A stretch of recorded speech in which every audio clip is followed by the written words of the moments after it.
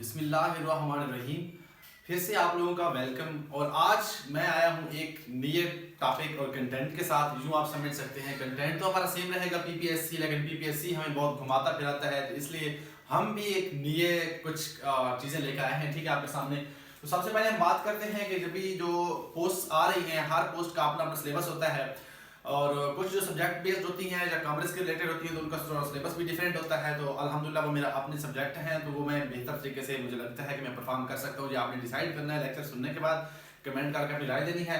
लेकिन उससे पहले कि ये जो पोस्ट आ रही है हमारे पास पंजाब रेवेन्यू अथॉरिटी में इन्फोर्समेंट ऑफिसर की ग्रेड 17 की, ठीक है जी, ये हमारे पास आपको पता है अपकमिंग में खड़ी है, और ऑडिट ऑफिसर की जो कि जल्द ही आने वाली है। इसी तरह से हमारे पास डिप्टी अकाउंटेंट जो है बीपीएस 16 की है, ये म्युनिसिपल ऑफिसर हो गया, और उसके बाद मल्टी अदर्स भी आती है जैसे अकाउंटेंट हो गया। यानी अकाउंटिंग और ऑडिटिंग और इन जो फिनांस कॉमर्स के रिलेटेड जॉब्स आती हैं उसमें 50% जो हमारे पास सिलेबस होता है ना, सबका सिलेबस सेम होता है, सिलेबस जो होता है सेम होता है, और उसमें तकरीबन 50% अकाउंटिंग रिक्वायर्ड होती है। 50% क्या होती है हमारे पास, अकाउंटिंग रिक्वायर्ड होती है। तो हम फिर देखते रहते हैं कि हम कहाँ से तैयारी स्टार्ट करें और किससे पढ़ें या कौन सी बुक लें। तो अगर बुक्स की बात करें तो बुक्स तो मेरे पास तकरीबन 4-5 पढ़ी हैं, तो आप मेरा ख्याल है बुक्स से भी पढ़ेंगे, लेकिन बुक्स से आपको समझते समझते जो टाइम लगता है, इंशाल्लाह मैं आपको फ्री ऑफ कास्ट ये लेक्चर्स जो हैं देने वाला हूँ अकाउंटिंग और ऑडिटिंग और इन चीज़ों के रिलेटेड। लेकिन हम सबसे पहले जो फोकस कर रहे हैं हम कर रहे हैं अकाउंटिंग के ऊपर, ठीक है। मैं ओवरऑल तकरीबन 8 सब्जेक्ट जो है, पहले जर्नल, टोटल मैं 13 सब्जेक्ट पढ़ा रहा हूँ, जिसमें मेरे पास 8 सब्जेक्ट जर्नल है पीपीएससी की जो प्रिपरेशन में हमें, जो कि मैंने वन शॉट में रिकॉर्डेड भी कर लिया, और इंशाल्लाह जल्द आपको मिलेंगे। बस थोड़ी सी मसरूफियात ज़्यादा हो गई हैं जिस वजह से वो हमारा ऑडिटिंग और उस चीज़ का काम जो है कंप्लीट नहीं हो पाया, तो मैं अभी अपलोड नहीं कर पाया, लेकिन एक लेक्चर आपको जल्दी मिलने वाला है। और 5 सब्जेक्ट जो है वो कॉमर्स के जो मैं न्यू स्टार्ट कर रहा हूँ। आज हमारा पहला लेक्चर है कॉमर्स के सब्जेक्ट्स का। अगर आपकी अकाउंटिंग और इन चीज़ों का बैकग्राउंड है या नहीं है, इंशाल्लाह आप ये लेक्चर सुनने के बाद आप खुद कहेंगे कि वाकई हमने पढ़ा है और हमारी ये तो बीएस हो गई है सब्जेक्ट में, ठीक है। तो अकाउंटिंग हम स्टार्ट करने लगे हैं, लेकिन हम पढ़ेंगे क्या क्या, क्योंकि सारे जो पोस्ट हैं इनमें कॉमर्स के सब्जेक्ट रिकॉर्ड होते हैं, जैसे public finance, economics, accounting, auditing और टैक्सेशन, ठीक है। इन सब के ऊपर इंशाल्लाह लेक्चर करेंगे। लेकिन हम अब जो कर रहे हैं सबसे पहले, क्योंकि 50% जो है तकरीबन अकाउंटिंग रिकॉर्ड होती है, अभी जो अपनी जॉब की बात करें तो वो भी इसी सिलेबस के बेस्ड थी, ठीक है। और बहुत सी जॉब अभी आ रही हैं वो भी इसी अकाउंटिंग की बेस्ड होंगी, ठीक है। तो अकाउंटिंग जो है इसकी बात करते हैं, और आज इसकी बेसिक टर्म्स को समझेंगे और इसकी जो नेचर है उसको देखेंगे। अच्छा, आप बुक्स को अगर पढ़ेंगे ना, बुक के मुताबिक पढ़ेंगे तो आपको बहुत सारे प्रॉब्लम्स आएंगे। उसकी रीजन क्या है, अब मेरे पास बुक पढ़ी है यहाँ पे, ठीक है। अगर हम बुक की बात करें तो बुक में इन्होंने बताया है need and importance of accounting, इसी तरह से अकाउंटिंग डेफिनेशन है, फिर बुक कीपिंग वर्सेस अकाउंटिंग है, ठीक है। और इन्होंने अपने हिसाब से ब्रांचेस बताई हैं, ठीक है। लेकिन बहुत सारी चीजें हमें यहाँ पे कॉम्प्लिकेटेड लगती हैं जब हम समझने बैठते हैं कि ये गैप क्या है, अकाउंटिंग का कंसेप्ट्स क्या है, ठीक है, अकाउंटिंग इक्वेशन क्या है, इसमें छोटी छोटी चीजें टर्म्स यूज होती हैं। तो अब सबसे पहले हम जो है इन टर्म्स का जो है तकरीबन जब आप टर्म समझ लेते हैं ना, यानी आप इसकी लैंग्वेज अकाउंटिंग की समझ लेते हैं ना, अकाउंटिंग खुद एक लैंग्वेज है, किसकी लैंग्वेज है, बिजनेस की लैंग्वेज है, ठीक है। आपको इंशाल्लाह ये ब्रॉड किस्म के समझाते हैं। लेकिन उससे पहले अकाउंटिंग जब आप टर्म समझ लेते हैं, किसी भी चीज की लैंग्वेज समझ लेते हैं, टर्म समझ लेते हैं, तो उसके बाद आपका 50% काम तो खत्म हो जाता है, ठीक है। क्योंकि आपने उसकी जबान समझ ली कि अकाउंटिंग किस जबान में बात करती है। अकाउंटिंग बेसिकली जो बिजनेस लैंग्वेज है कि बिजनेस, अगर आप बिजनेसमैन हैं, आप अगर अकाउंटेंट हैं, अगर डिप्टी अकाउंटेंट हैं, सारी टर्म जो है यही यूज होती हैं, ठीक है। रेवेन्यू आपके पास क्या होता है, इनकम क्या होती है, एक्सपेंडिचर क्या होता है, रेवेन्यू एक्सपेंडिचर क्या होता है, तो इस तरह के जो लफ्ज इस्तेमाल होते हैं ना, थोड़े थोड़े से इनमें फर्क होता है। आज हम वही ना बड़े अच्छे तरीके से देखने वाले हैं ताकि आपको ये मसला ना बने और आप बेहतर तरीके से परफॉर्म करके हैं। मजे की बात क्या है, टर्म क्यों समझनी है हमें, टर्म जो है ना बेसिकली ये एमसीक्यूज के लिए बहुत जरूरी है। और पेपर आप किस तरह करेंगे, आपने वहां पे जाके ना लिखना नहीं है, आपने जस्ट टिक लगाना है। तो जब आपने टिक लगाना है तो इसका मतलब है आपको टिक के हिसाब से पता होना चाहिए, लेकिन आप फिंगर टिप्स पे चीजें सीखेंगे इंशाल्लाह। तो हम स्टार्ट करते हैं बगैर टाइम ज़ाया किए, ठीक है। ये जो है मेरा कॉन्टैक्ट नंबर है, अगर ग्रुप में आप ऐड होना चाहते हैं तो इस पे मैसेज कर सकते हैं। और अगर किसी भी जॉब के लिए आपको डिप्लोमा चाहिए कंप्यूटर का, ठीक है, तो वो भी आपको मिल जाएगा। कंप्यूटर डिप्लोमा के लिए मिल जाएगा का मतलब है कि आपको सारे के सारे उसकी रिक्वायरमेंट पूरी करनी पड़ेगी, ठीक है।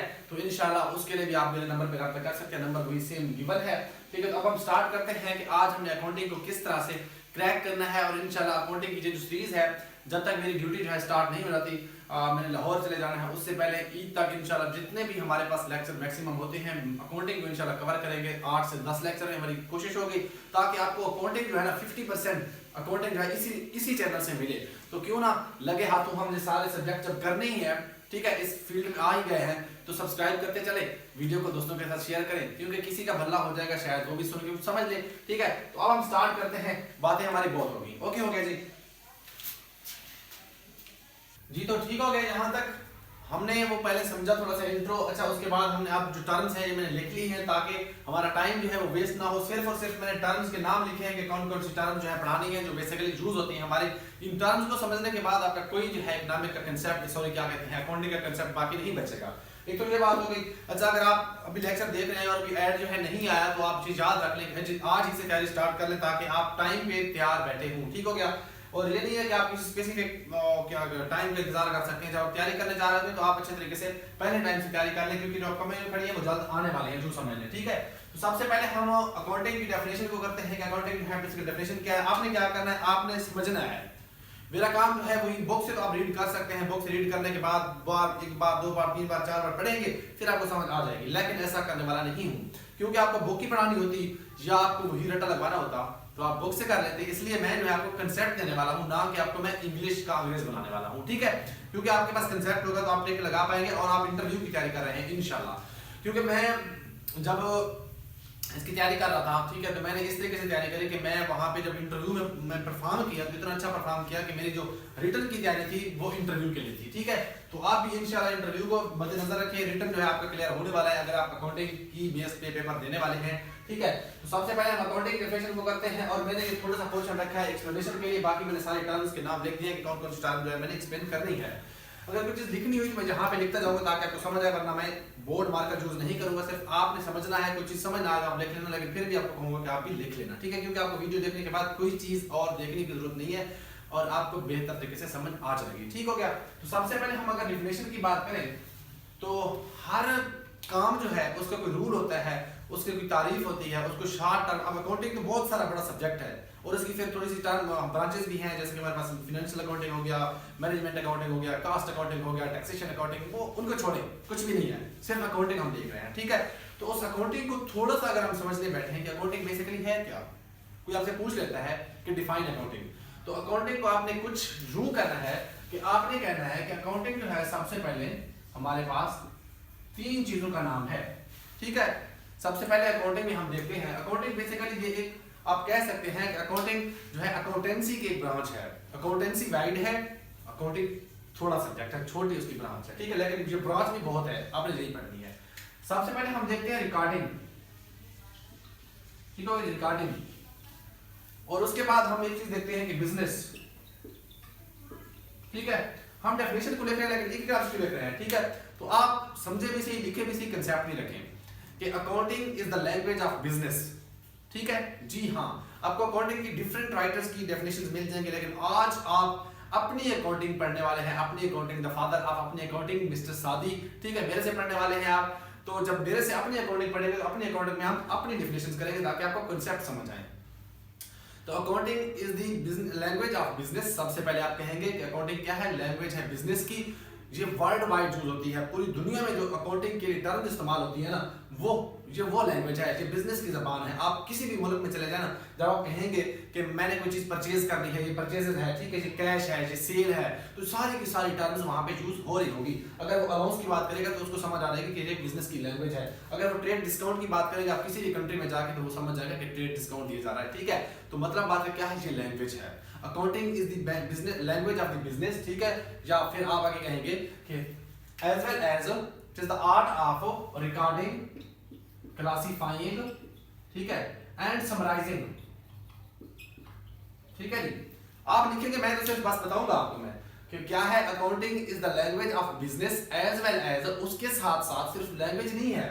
ठीक है, it is the art of recording, classifying, summarising.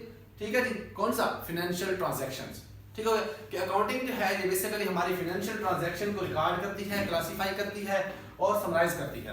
Basically transaction के जो स्टेजेस होते हैं ना, वो भी ये 3 स्टेजेस होते हैं। वो एमसीक्यूज में आपसे पूछेगा कि ट्रांजैक्शन के स्टेजेस, ठीक है, रिकॉर्ड करना क्या है, ये क्लासिफाइंग करना क्या है। ठीक है, क्लासिफाइंग ये पूरा लफ्ज है। ठीक है, ये क्लासिफाइंग आपसे क्या लिखेंगे अगर लिख रहे हैं तो। ठीक है, और समराइजिंग, ये समराइजिंग क्या है हम इनको बाद में देखेंगे। ठीक है जी, हर चीज पे डिफाइन करूंगा, क्लास रिकॉर्डिंग क्या है, क्लासिफाइंग क्या है, समराइजिंग क्या है। ठीक है, अभी आप डेफिनेशन को समझ गए। कि बेसिकली ये क्या है, एक बिजनेस की लैंग्वेज है जिसमें हम उसमें क्या करते हैं, हम बिजनेस की लैंग्वेज में हम रिकॉर्ड करते हैं, किस किस चीज को रिकॉर्ड करते हैं, फाइनेंशियल ट्रांजैक्शंस को, उसके बाद हम क्लासिफाई करते हैं, उसके बाद समराइज करते हैं, ठीक है, उनका कुछ ना कुछ अकाउंट बनाते हैं, जैसे प्रॉफिट और loss account, business balance sheet हो गया, ठीक है, ये हम ट्रेड अकाउंट आगे जाके पढ़ेंगे, लेकिन हमारा आखिरी मरला होगा ट्रांजैक्शन को रिकॉर्ड करने का, समराइज करने का, ठीक है। तो आपको समझ आ गई कि बिजनेस लैंग्वेज है, क्या है, बिजनेस लैंग्वेज है, उसके साथ से क्या करती है, हमारे पास रिकॉर्ड करती है, उसके बाद क्या करती है, क्लासिफाई करती है, यानी सारे अकाउंट को तरतीब में लगाती है, ठीक है, अकाउंटिंग कहते हैं तरतीब से लिखें भाई, उसके बाद समराइज करें, ठीक है, इसको सम अप करके बताएं, जहां तक होगी डेफिनेशन। उसके बाद हम थोड़ा सा करते हैं बात कि इसका कोई फादर भी तो होगा, इसको जिसने डिफाइन किया है, जिसने डिफाइन किया है वो कौन है, तो सबसे पहले हम उसके फादर की बात कर लेते हैं। तो बेसिकली इसके जो फादर है ना वो है लुका पिसेलियो, ठीक है, लुका LUCA, कौन है, लुका LUCA, लुका पिसेलियो PACIOLI, लुका पिसेलियो। लुका पिसेलियो बेसिकली कौन है, ये एक मैथमेटिशियन है, इटालियन है, कौन है, इटालियन मैथमेटिशियन, इटालियन है और मैथमेटिशियन है। इसका सब्जेक्ट जो था वो क्या था, मैथमेटिशियन, यानी मैथमेटिक्स इसका सब्जेक्ट था, और ये कहां से है, इटालियन है, ठीक हो गया। तो यहां तक आपको समझ आ गई, फादर जो है वो लुका पिसेलियो कहां से है जी, इटालियन है और मैथमेटिशियन है। यहां तक आपको समझ आ गई कि इसका सब्जेक्ट क्या था। ये तो हो गया हमारा थोड़ा सा इस सब्जेक्ट का इंट्रोडक्शन। इस सब्जेक्ट के इंट्रोडक्शन के बाद हम आगे से चलते हैं और देखते हैं कि टर्म जो है 50% ऑफ अकाउंटिंग कैसे हैं। जी हाँ, अब जब टर्म समझ लेते हैं तो आपने 50% अकाउंटिंग का सिलेबस जो है वो जो हमने खत्म कर लिया है। तो हम अब स्टार्ट करते हैं थोड़ा सा बुक कीपिंग से। जब हमने बात की थी ना रिकॉर्डिंग की, हम डेफिनेशन को साथ लेकर चलेंगे, ठीक है। रिकॉर्डिंग की बात की थी तो इसको पता है रिकॉर्ड भी तो हम कहीं ना कहीं करते हैं ना, तो जहां पे हम रिकॉर्ड करते हैं ना उस रिकॉर्ड करने को हम बुक कीपिंग कहते हैं।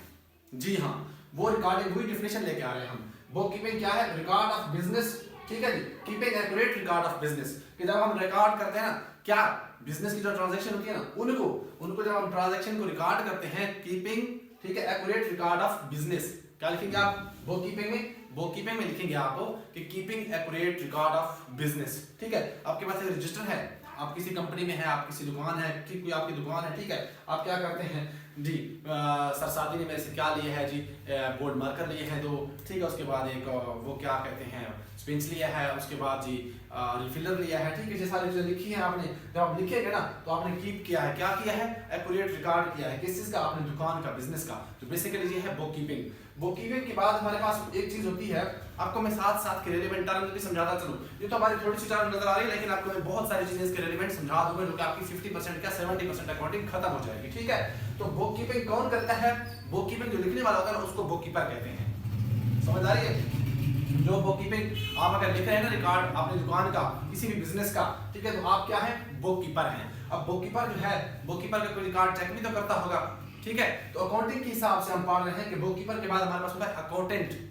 बुक कीपर जो लिखता है ना, फिर उसके बाद वो तो लिख के रख देता है, आपका बड़ा भाई जो है ना वो अकाउंटेंट है, वो क्या करता है, वो हिसाब किताब को फिर जमा करता है। आपने लिख दिया 2 मार्कर लिए सर ने, ठीक है, फलां चीज ली, फलां चीज ली, फलां चीज ली, उसने क्या किया, उसने फिर आके उन चीजों को कैलकुलेट किया और एंड पे लिखा कैलकुलेट करके, ये 50 रुपए हो गए, फलां चीज के 100 हो गए, मिला के उसने 250 रुपए लिख दिए, सर सादी ने हमारे 250 देने हैं, ठीक है। तो जो देने हैं ना सर सादी ने, ठीक है, वो उसने अकाउंटेंट का काम किया है।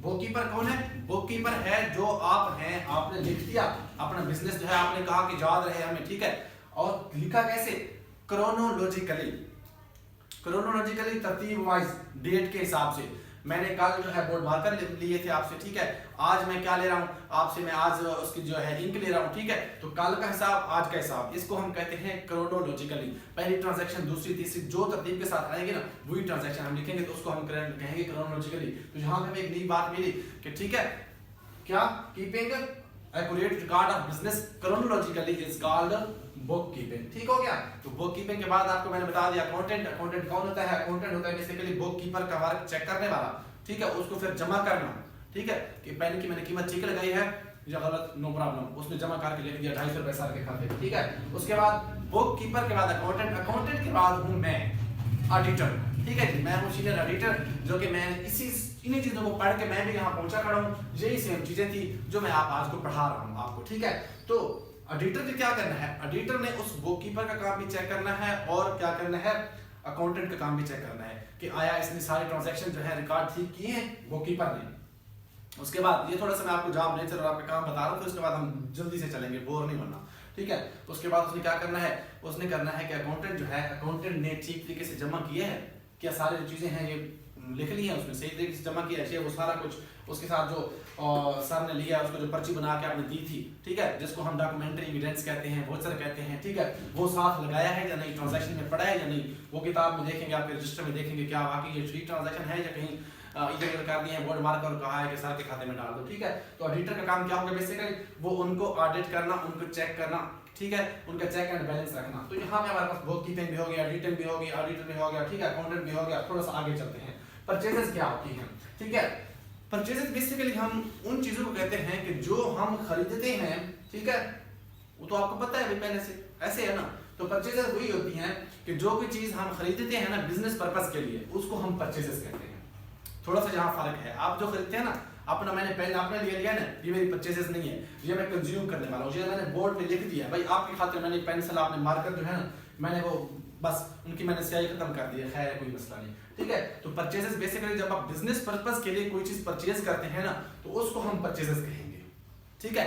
अब मैं हूँ दुकानदार, सपोज मेरी जो है जूते की फैक्ट्री है ना, तो मैं जूते की फैक्ट्री का जो चीजें लूंगा ना रॉ मटेरियल, ठीक है, तो वो मेरी क्या होगी, परचेजेस होगी, ठीक है। मैं जूते की फैक्ट्री है, अब जूते की फैक्ट्री है मेरी वहां पे, तो मैंने क्या किया, वहां पे मैं जब जाता हूँ ना, मैंने अपने लिए एक ऑफिस रखा बनाया हुआ छोटा सा, इतना बड़ा नहीं है, छोटा सा है, तो वहां पे मैंने उसके अंदर सोफा रखा हुआ है, टेबल रखी हुई है, ठीक है, गेस्ट आते हैं तो वहां उनके लिए भी मैंने एक सोफा सेट रखा हुआ है। तो वो मैं जब सोफा सेट खरीदने गया हूँ ना, मैं वो परचेज तो करके लाया हूँ, लेकिन वो मेरी परचेजेस नहीं है। जो मैं जूते का माल लेके आया हूँ ना, वो मेरा बिजनेस था, मैं बिजनेस पर्पस के लिए लेके आया हूँ, तो वो मेरी परचेजेस है। जो मैं जूते का सामान लेके आया हूँ ना, तो वो मेरा जूते का सामान तो परचेजेस है, लेकिन जो मैं सोफा सेट लेके आया हूँ ना, वो मैं अपने पर्सनल यूज के लेके, वो मेरी परचेजेस बिजनेस अकाउंटिंग कहती है, वो आपकी परचेजेस नहीं है, ठीक है। तो परचेजेस हुई होगी कि जो आप बिजनेस पर्पस के लिए खरीद के लाएंगे। कंसेप्ट समझ आ रहे हैं ना, आपने जहां पे कंसेप्ट रखने हैं, पेंसिल छोड़ दो, ठीक है, लिखो नहीं बेशक, लेकिन लिखते रहना भाई, फिर भी भूल जाती हैं बातें। चलिए, कैश और क्रेडिट, ठीक है। अब कैश परचेज क्या होती है, क्रेडिट परचेज क्या होती है, तो ये तो आपको समझ आ रही है। कैश का मतलब होता है नकद, मैंने आपको पैसे दिए, आपने मुझे चीज दे दी, ये तो कैश हो गई।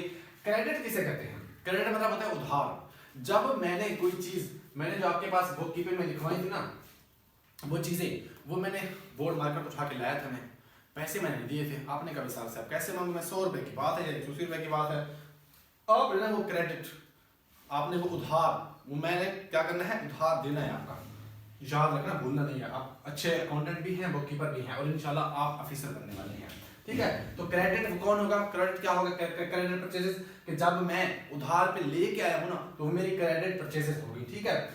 उसके बाद अक्रूवल किसे कहते हैं, credit is equal to accrual, ACCRUAL, ये लफ्ज आप लाजमी लिखेंगे, क्योंकि मैं खुद यहाँ इस पे बड़ा कंफ्यूज होता था, तो मैंने आपको बताना समझा मुनासिब, ठीक है। कभी कभी वो क्रेडिट कह देता है, कभी वो अक्रूवल कह देता है। अच्छा, अकाउंटिंग की ना, ये तो मैं आपको टर्म बता रहा हूँ, साथ साथ एक अंदर की बात भी बताता चलूँ, कि कभी वो कह देता है कैश बेसिस ऑफ अकाउंटिंग और क्रेडिट बेस ऑफ अकाउंटिंग, या अक्रूवल बेस ऑफ अकाउंटिंग। तो अक्रूवल बेस ऑफ अकाउंटिंग का मतलब ये है कि ये जो इसका बिजनेस है ना, ये उधार का है, ये उधार पे देता है, ठीक है। तो क्रेडिट बेस या अक्रूवल बेस मतलब उधार का, ठीक है। कैश परचेज मतलब, या कैश बेसिस मतलब कैश बिजनेस, ठीक है। उसके बाद सेल्स की बात करते हैं। सेल्स क्या होगा, सेल बेसिकली आप वही बात करते हैं, मैं जब जूते का सामान लेके आता हूँ ना, जहाँ पे उसको मैन्युफैक्चर करते हैं, हम बनवाते हैं, कारीगर बना के उसके बाद जब फाइनल फिनिशिंग प्रोडक्ट बना देते हैं ना, तो वो क्या करते हैं, वो हमारी जो चीज होती है ना, वो सेल हो जाती है। बिजनेस पर्पस के लिए हम जब कोई चीज लेके आए और उसको सेल करते हैं, हम उसको सेल्स कहते हैं, ठीक हो गया। उससे हमें पैसे मिलते हैं इन रिटर्न ऑफ सेल, ठीक है, कि सेल के रिटर्न में हमें जो पैसे मिले ना, वो तो हमारा क्या हो गया, हमारी इनकम होगी। कौन सी इनकम होगी, सेल होगी, रेवेन्यू हो गया, वो बाद में बात करते हैं हम रेवेन्यू की, ठीक है। अच्छा, सेल्स हो गया। अब सेल्स के साथ मैंने रिटर्न लिखा है यहाँ पे एक चीज, ये रिटर्न क्या है, बोर तो नहीं हो गया, नहीं बोर तो अभी हुए नहीं आप, अभी तो हम स्टार्ट कर रहे हैं, आज तुम्हारी पहली क्लास है, आपको मेरी 40-50 मिनट की क्लास में, शायद कि आधे घंटे की क्लास में आप ऐसी, मैं कहता हूँ कि बहुत सारा नॉलेज गेन करने वाले हैं, क्योंकि हम टाइम वेस्ट नहीं कर रहे हैं, हम टू द पॉइंट पढ़ रहे हैं, ठीक है। तो रिटर्न, जब आप किसी को कोई चीज देते हैं तो मतलब रिटर्न है ना, ठीक है। तो सेल्स रिटर्न का मतलब ये होता है कि जब आप कोई चीज बेचें और बिकने के बाद वापस आ जाए, उसको हम कहते हैं सेल रिटर्न, ठीक हो गया जी। अच्छा, उसके बाद हम कैश की बात करते हैं या क्रेडिट की बात करते हैं। ये तो मैंने ऊपर बता दिया है, ठीक है। कैश क्या होता है, हाँ, कैश ऑन सेल और cash on sale on credit, ठीक है। Sale on cash, sale on credit. Sale on cash का क्या मतलब होता है, जैसे मैंने बताया ना ऊपर कि खरीदना हम क्या किस पे, कैश पे खरीदना या कैश पे बेचना। इसी तरह से सेल ऑन कैश का मतलब है कि जब मैंने चीज बेची, मैंने फौरी चीज दी और पैसे लिए, ये हमारी cash on, sale on cash हो गई। Sale on credit, sale on credit का मतलब ये है कि मैंने सेल तो कर दी चीज, मैंने जूते जो है दुकानदारों को उठा के दे दिए, ठीक है, लेकिन पैसे नहीं लिए। लेकिन मैं ऐसा नहीं करता, मैं पहले उनसे ऑर्डर लेता हूँ, पैसे आते हैं, फिर चीजें भेजता हूँ, ठीक है। सीधी सी बात है भाई, ऐसे ही करना चाहिए, ठीक है। तो मैं सेल कैश करता हूँ, क्रेडिट बिल्कुल भी नहीं करता। अच्छा, ओके हो गया। तो क्या हो गया, आपको समझ आ गई कि जब हम चीज जो है सेल पे सेल करते हैं, क्रेडिट पे उधार पे भेजते हैं, तो उसको सेल ऑन क्रेडिट लिखते हैं। और जब हम कैश पे देते हैं कि पहले पैसे दो फिर चीज लो, तो हम उसको कहते हैं कैश, सेल ऑन कैश, ठीक हो गया, ओके। अच्छा, वही चीज जब हमारी रिटर्न होती है ना, ठीक है, सेल क्या हो गया, रिटर्न होगी, वो मैंने आपको पहले बता दिया। परचेज रिटर्न का भी यही खाता होता है कि अगर आपने कोई चीज खरीदी है और रिटर्न की है तो उसको परचेज रिटर्न कहेंगे आप, ठीक हो गया। उसके बाद हम बात करते हैं रेवेन्यू की। रेवेन्यू क्या होता है बेसिकली, रेवेन्यू आप कह सकते हैं कि जी आपने पेन बेचा है, पेन बेचने के बाद जो आपको पैसे मैंने दिए हैं वो 250 रुपए, ठीक है।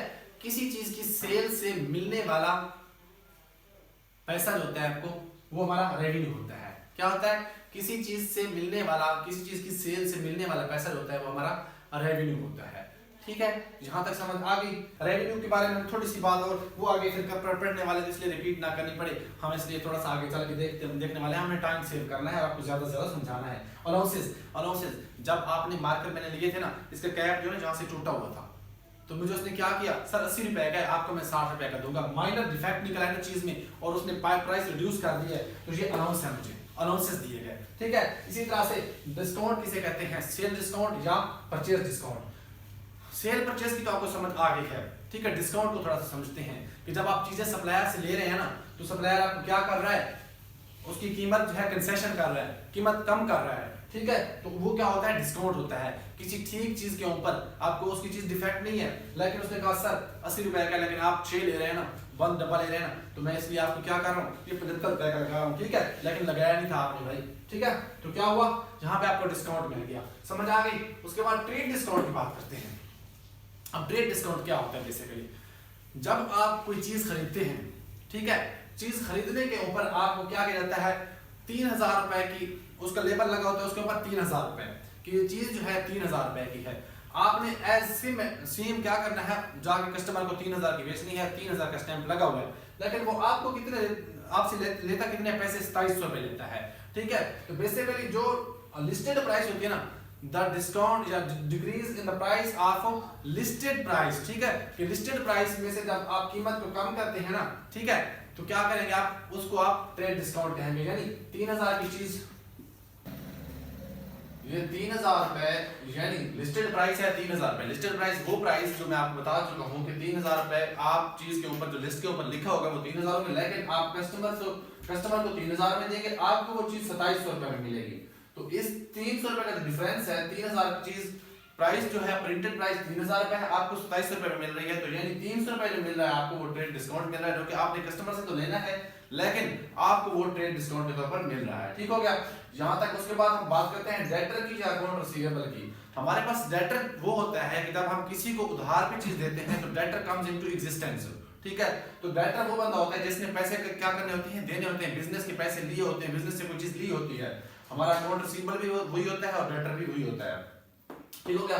कैरेक्टर कौन है, कैरेक्टर वो है जिसने दिए हैं। सपोज आपने मुझे वो बोर्ड मार्कर दिए थे, मैंने आपको यहाँ से जो बुक कीपिंग में आप रिकॉर्ड लिख रहे थे, तो बोर्ड मार्कर आपने मुझे दिए थे, तो आप मेरे कैरेक्टर है, ठीक है, मैं हूँ क्या हूँ, अकाउंट पेएबल हूँ, ठीक है जी। तो कैरेक्टर और डेब्टर जो है ये इसका अपोजिट है, ओके।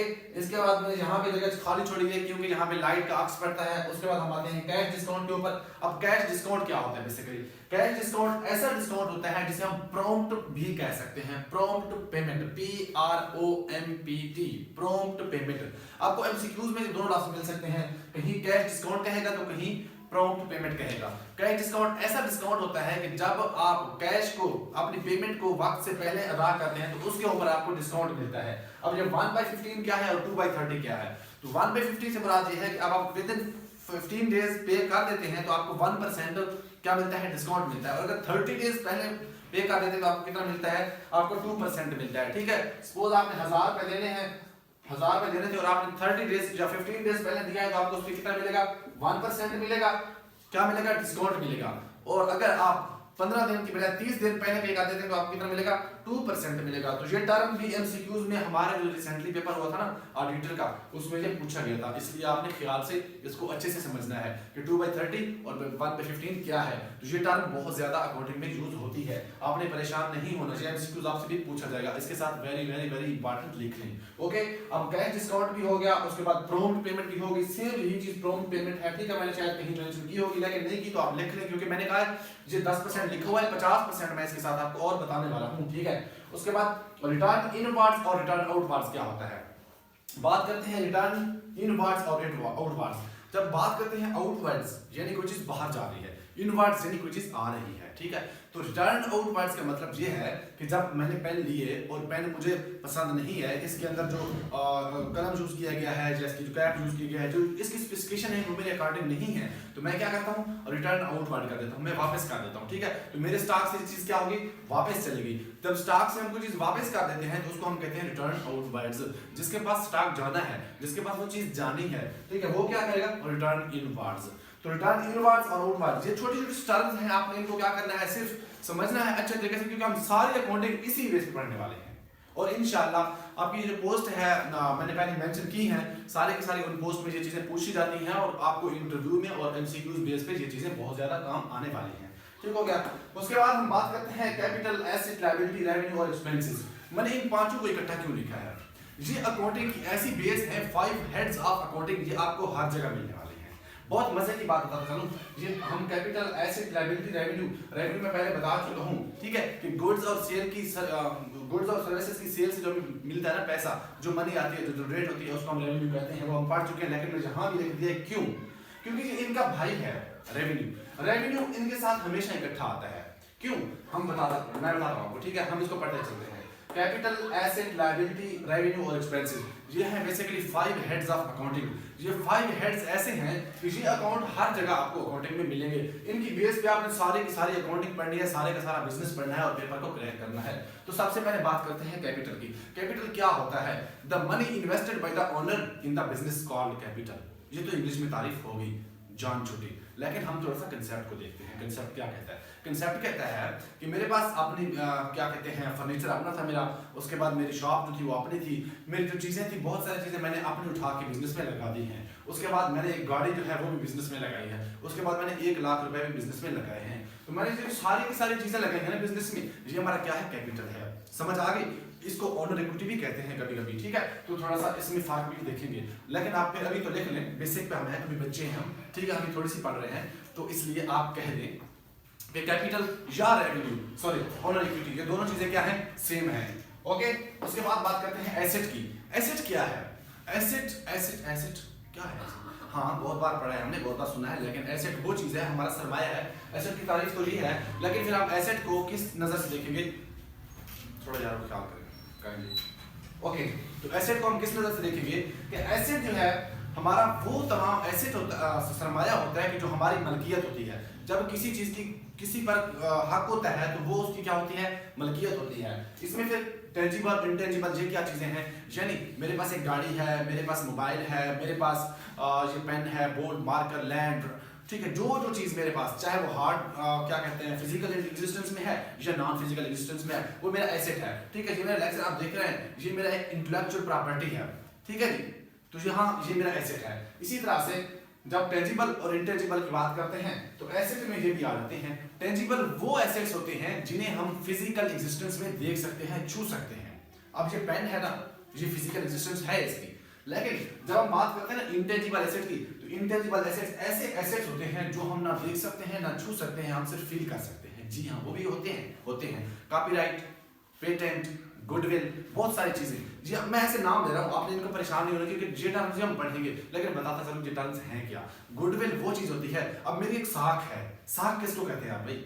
साख वो चीज होती है जो मेरी माशरे के अंदर एक वैल्यू है, किसी कंपनी की जो वैल्यू होती है, जो साख होती है, जो नाम होता है। अब स्टडी विद सादी में पढ़ रहे हैं, जिस सादी कौन है, स्टडी विद सादी कौन है, क्या है, ये एक मेरा नाम है, मेरी वैल्यू है, मेरी साख है, ठीक है। तो ये गुडविल है। किसी बिजनेस के अंदर बिजनेस का जो पार्टनर होता है, लोग बड़ी बड़ी कंपनीज को सिर्फ अपने साथ मर्ज करते हैं इसलिए कि वो चाहते हैं कि हमारी कंपनी के साथ इस कंपनी का नाम अटैच होगा तो हमारी गुडविल इंक्रीज हो जाएगी। जब उनकी गुडविल इंक्रीज होती है तो इसका मतलब है उनका एसेट है, वो सरमाया है। तो इसी तरह से ये समझ आई कि जो नॉन फिजिकल एग्जिस्टेंस में है वो भी हमारा एसेट होते हैं, जिन्हें हम इनटेंजिबल एसेट कहते हैं। जहां तक तो बहुत मजे से हमने देखा। ये लायबिलिटी क्या है जी?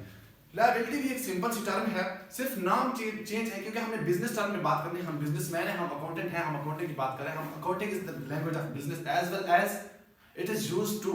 मैंने पहले आपको बता दिया था किस लिए, कि हम ये आर्ट है किस चीज के लिए, रिकॉर्डिंग के लिए, वो तो हमने पढ़ लिया, डेफिनेशन को छोड़िए, आपको आती है, मुझे पता है, ठीक है। तो लायबिलिटी जो है ये सिर्फ वो टर्म है जो आप उधार के ऊपर कोई चीज लेते हैं तो उसको लायबिलिटी कहते हैं, यानी ऑब्लिगेशंस ऑन बिजनेस। ऑब्लिगेशन क्या है? फ्राइज, क्या फ्राइज, हमने जो भी अदा करने हैं, जो पे करने हैं। अब मैंने कोई चीज ली है किसी से उधार के ऊपर, हम उसको बहुत से टर्म, बहुत से नाम यूज करते हैं, तो बिजनेस के ऊपर लायबिलिटी क्या होगी? जो बिजनेस ने अभी वापस करना है, बिजनेस के अपना पैसा नहीं है, वो किसी की चीज अपने अंदर, अपने बिजनेस के अंदर लगाई भी है, तो उसको हम लायबिलिटी कहते हैं। तो सिंपल अल्फाज में अगर हम कहें तो जो उधार होगा वो उधार को हम लायबिलिटी कहेंगे। अभी आप ऐसे ही समझे, फिर हम आगे चल के इंशाल्लाह बहुत मजे से पढ़ेंगे। रेवेन्यू, रेवेन्यू में मैंने बता दिया है कि the money generated from the goods or sales of services called revenue, यानी जो हम किसी चीज को बेचने के बाद हासिल करते हैं उसको हम रेवेन्यू कहते हैं। ये बहुत मजे की टर्म्स हैं भाई, सिर्फ नाम चेंज है, बाकी जो आप अपनी चीजें बेचते हैं, आपको पैसा आता है, वही चीज रेवेन्यू है। हाँ बिल्कुल वही है। एक्सपेंसेस, एक्सपेंसेस क्या होते हैं बेसिकली? एक्सपेंसेस वो पैसा है, वो रकम है जो आप किसी बिजनेस के अंदर कोई चीज प्रोड्यूस करने के लिए, बेचने के लिए, बनाकर बेचने के लिए लगाते हैं ना, उसको आप एक्सपेंसेस कहेंगे। कौन सी चीज? जो आप किसी चीज के अंदर लगाते हैं, उससे रिटर्न लेने के लिए खर्चा करते हैं, उसको आप एक्सपेंसेस समझ लें। हम इजी टर्म लेकर चल रहे हैं, ठीक है, ओके हो गया। तो अब हम थोड़ा सा देखते हैं कि हमारे पास नेट इनकम या नेट प्रॉफिट क्या होता है। नेट इनकम या नेट प्रॉफिट बेसिकली हमें नेट से तो समझ आती है, नेट का मतलब खालिसतन, तो खालिसतन कौन सी चीज? खालिसतन इनकम या खालिसतन प्रॉफिट। अब खालिसतन इनकम या प्रॉफिट क्या होता है? हम किसी न किसी चीज के ऊपर, हमने बात की एक्सपेंसेस, ठीक है, जब हम एक्सपेंसेस करते हैं, ठीक है, उन एक्सपेंसेस को जब हम मैनेज कर लेते हैं, किस किस चीज के अंदर से, जो हमारी रियल या नेट क्या होती है, कह सकते हैं सेल के अंदर से, टोटल जो हमारी सेल होती है, टोटल सेल में से जो हमारे खर्चे होते हैं ना, उनको निकालने के बाद जो बचता है ना, उसको हम नेट इनकम कहते हैं, ठीक है। अब सपोज मेरा ये पेन जो है ना, मैंने 50 रुपए का लिया था और मैंने इसको बेचा कितने का है?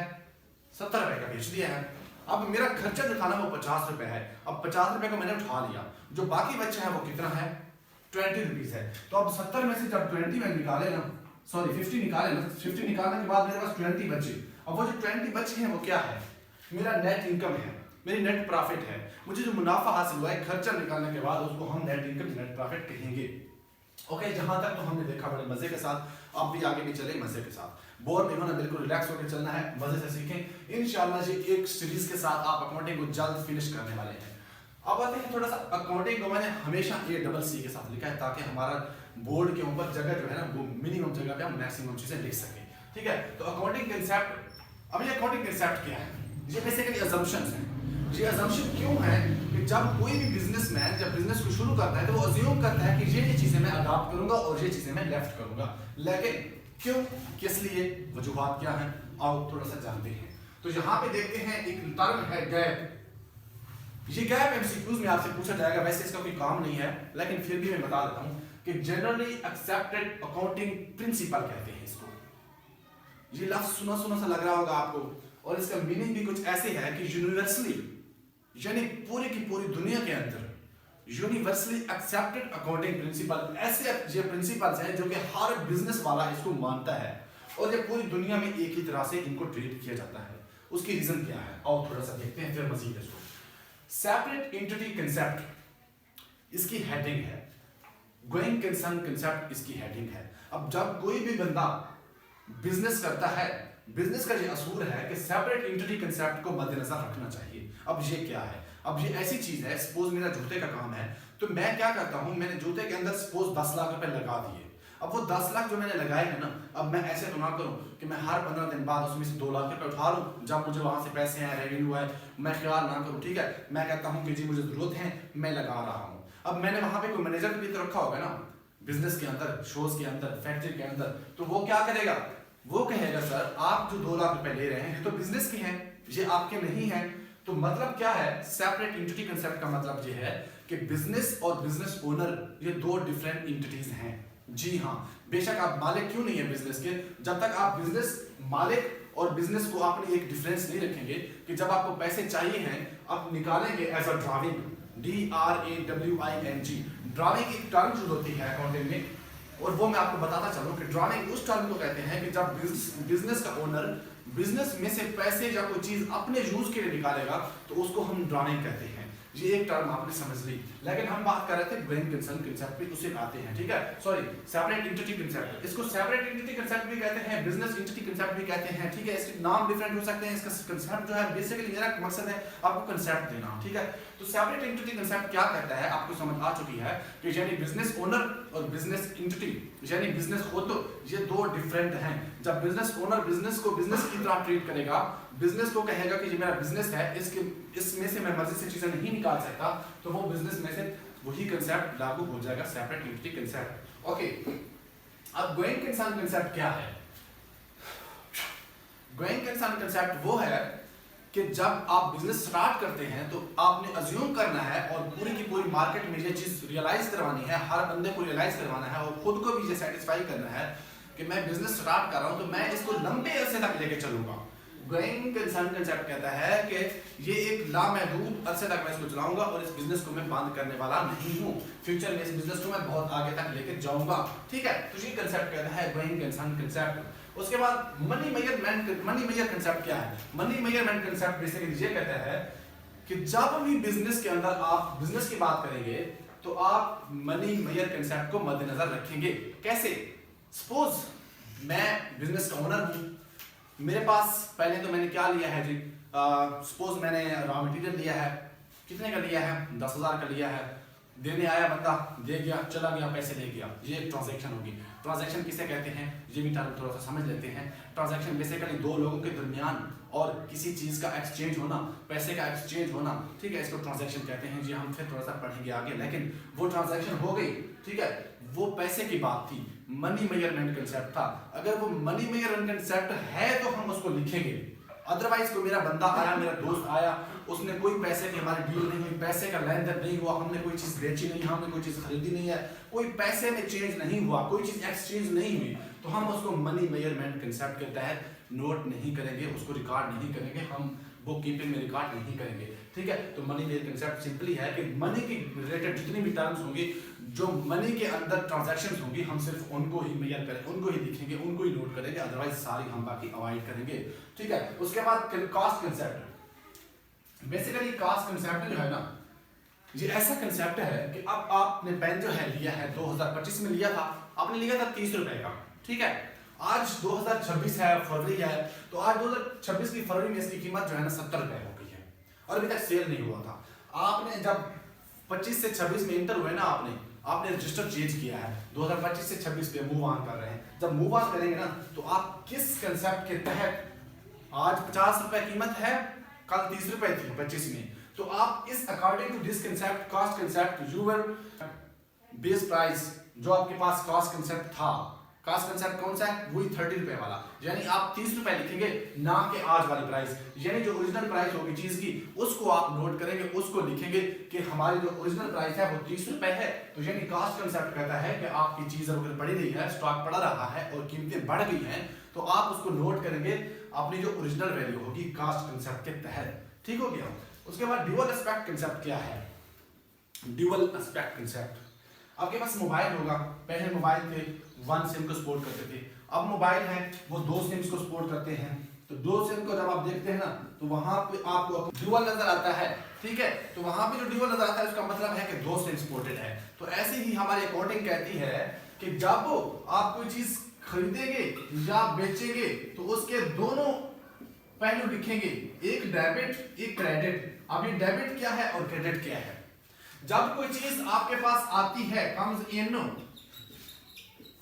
ठीक है, तो वो होगा डेबिट, यानी आपके अकाउंट के अंदर कुछ आया, डेबिट। आपके अकाउंट से कुछ गया, क्रेडिट। कम्स आउट, तो ये कम्स आउट और कम्स इन को हम सिंपल भी तो देख सकते हैं। जी हाँ, जब ट्रांजैक्शन आप कोई करेंगे, पहले क्या होता था कि मिस्टर सादी को मैंने पेन दिए, ठीक है, पेन या बोर्ड मारकर बेचे, ये होता था सिंगल एंट्री।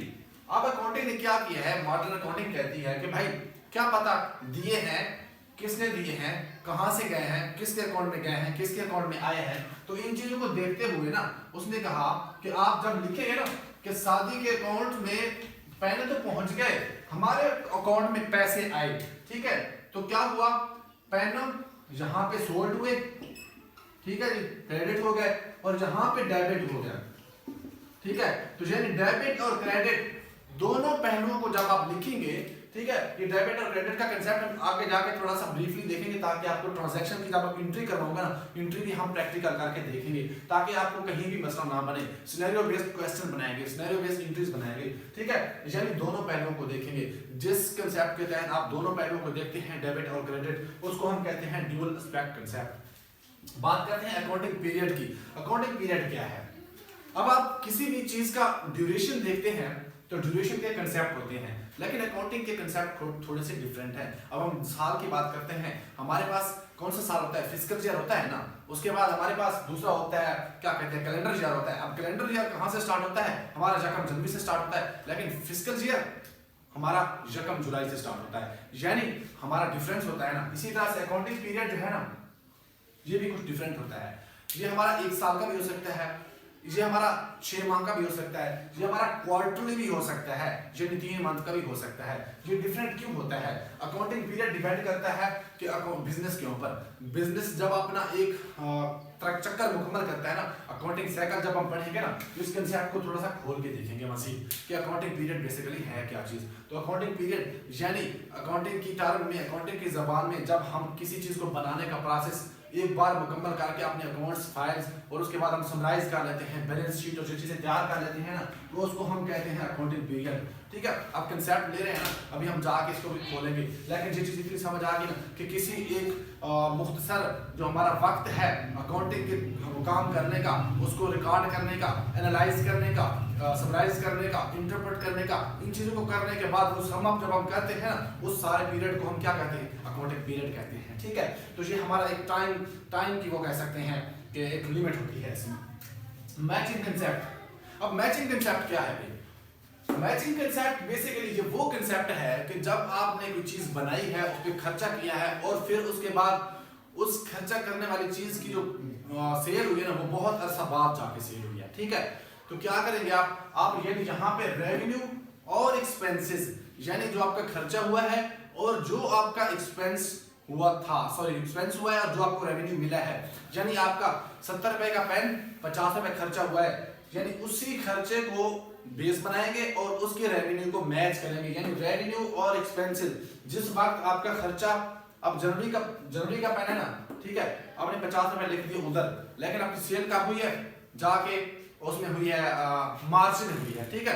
तो मार्च में जब सेल हुई है ना, तो आप वही मार्च के अंदर लिखेंगे कि हमें रेवेन्यू आया है, ठीक है, उसी 50 के बेस पे कितना 20 रुपए रेवेन्यू आया है, 70 रुपए की सेल हुई है, तो ये 20 रुपए जो होंगे ना, ये आप रेवेन्यू को और एक्सपेंसेस को मैच करेंगे, किसके साथ, किस कंसेप्ट के साथ, मैचिंग कंसेप्ट के साथ। अभी जो चीज ना समझ आए ना, थोड़ा सा ऊपर गुजर जाती है, एक तो कमेंट करना है आपने, और दूसरा थोड़ा सा पेशेंस रखना है, क्योंकि हम चीजें अभी बेसिक कंसेप्ट समझ रहे हैं सारे, जो आपकी 50% तो हो जाएगी, जो 50% बचेगी उसको एलैबोरेट करेंगे, चीजों को मजीद वजाहत के साथ देखेंगे, तो वो भी क्लियर हो जाएगी। आते हैं रियलाइजेशन कंसेप्ट पे। रियलाइजेशन कंसेप्ट क्या है बेसिकली, ये सारी की सारी अजम्पशन है। अजम्पशन यानी मफरूजा, यानी हम फर्ज करते हैं। जब फर्ज कर रहे हैं हम, तो एक चीज तो देखेंगे हम कि रियलाइजेशन क्या है, थोड़ा सा शोर कम करें, ठीक है। रियलाइजेशन जो है ना, ये ऐसा कंसेप्ट है जिस कंसेप्ट के तहत हम कहते हैं कि मेरी चीज जो है वो क्रेडिट पे मैंने दी है, यानी उधार पे दी है, क्रेडिट पे दी है, ठीक है। वो चीज मेरी 50 रुपए की सेल हो गई है, लेकिन पैसे तो अभी मुझे मिले नहीं है, मनी मुझे मिली नहीं है। जब पैसे तो नहीं मिले लेकिन चीज सेल हो गई है, तो इसका मतलब ये है जब चीज डिलीवर कर दी है मैंने, मेरे स्टॉक में से ये चीज चली गई है, तो इसका मतलब है कि वो रेवेन्यू जो है, वो पैसे जो है मेरे बन गए, चाहे लेट ही मिले, बाद में ही मिले, पैसे तो आने हैं मेरे। तो रियलाइजेशन कंसेप्ट बेसिकली क्या कहता है कि चीज का सेल हो जाना, कन्वर्ट हो जाना मनी में, उसको हम कहते हैं कि रियलाइजेशन, ठीक है। रियलाइजेशन के कंसेप्ट के तहत आप उस पैसे को अपने पास दर्ज कर लेंगे, एंट्री कर लेंगे कि मेरी चीज जो है सेल हो गई, पैसा मेरे पास आ गया, चाहे पैसा बाद में ही क्यों ना मिलेगा, लेकिन पैसे में कन्वर्ट तो होगी। तो रियलाइजेशन कंसेप्ट बेसिकली ये है। ओके, यहां तक तो हमारे थे अकाउंटिंग कंसेप्ट, हमने 50% अकाउंटिंग तो कर ली है, आपको पता चल गया है। आते हैं अकाउंटिंग कन्वेंशन पे। अकाउंटिंग कन्वेंशन क्या है? ये बेसिकली कंजर्वेटिज्म, उसके बाद फुल डिस्क्लोजर, कंसिस्टेंसी, मटेरियलिटी। जैसे कि मैंने कहा कि हम 30 से 35 40 मिनट का लेक्चर करेंगे, आप बोर ना हो जाएं, ठीक है। इसी से स्टार्ट करेंगे हम, कंजर्वेटिज्म, फुल डिस्क्लोजर, कंसिस्टेंसी और मटेरियलिटी से, ठीक है। कंसिस्टेंसी, बिजनेस के अंदर हम कोई मेथड रखते हैं तो एक लगातार वही रखेंगे। फुल डिस्क्लोजर है कि जी जितने बिजनेस के अंदर मामलात होंगे, जितना स्टाफ होगा, जितने के जितने होंगे, उनके सामने हमारी इंफॉर्मेशन ओपन रहेगी, ठीक है, उनको जरूरी मालूमात दी जाएगी। ये सारी चीजें हम खोल के पढ़ेंगे और बहुत सारी चीजें मजे से लर्न करेंगे। अगर आपको ये लेक्चर अच्छा लगा है तो इसको आपने क्या करना है, एक क्लिक करना है, किसके ऊपर, लाइक के ऊपर। यार लाइक क्यों नहीं करते आप लोग, मुझे समझ नहीं आती, क्या अच्छा नहीं लगा आपको?